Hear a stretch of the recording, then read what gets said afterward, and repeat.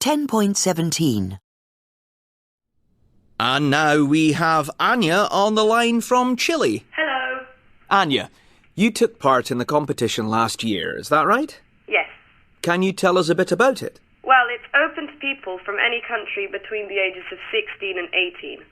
First you compete at home, so for me in Chile, and then the international finals take place in London. What exactly did you have to do there? So you have to give 2 speeches. The first one is a prepared speech, which is a maximum of 5 minutes on a subject that they give you. That year, for me, it was on the role of education. And then after the speech, you have to answer questions for 3 to 4 minutes.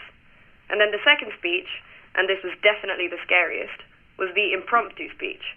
You were given 3 subjects to choose from, which you've never seen before, and then 15 minutes to choose one and prepare a speech of 3 minutes. What did you choose? I chose the title, To Be Grown Up is a State of Mind. Were you nervous?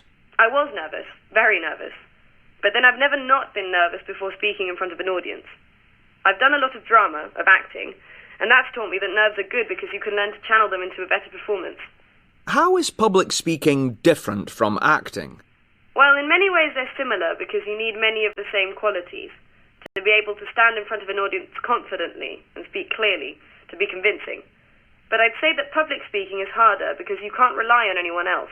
If you miss a line, there won't be someone next to you to give you your cue, and you're the main focus of attention 100% of the time. And what did you learn from the experience? I think it was one of the most useful skills I've ever learned and that any person can have.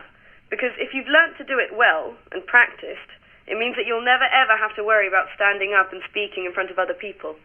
What tips would you give to someone about writing a speech? Well, for writing a speech, I'd say to start by talking about the topic out loud and record whatever comes into your head on your phone. Then listen back to it and start by ordering your ideas on paper. And if you think the subject you have to talk about is a bit dry, try to come up with some anecdotes to illustrate it. Also, use plain, simple language. Vocabulary that's too complicated puts people off. And to deliver it? I agree entirely with Lynn about being authentic, about being yourself. If you want your speech to be effective, people need to believe what you say. And in order to convince them, you need to be convinced yourself.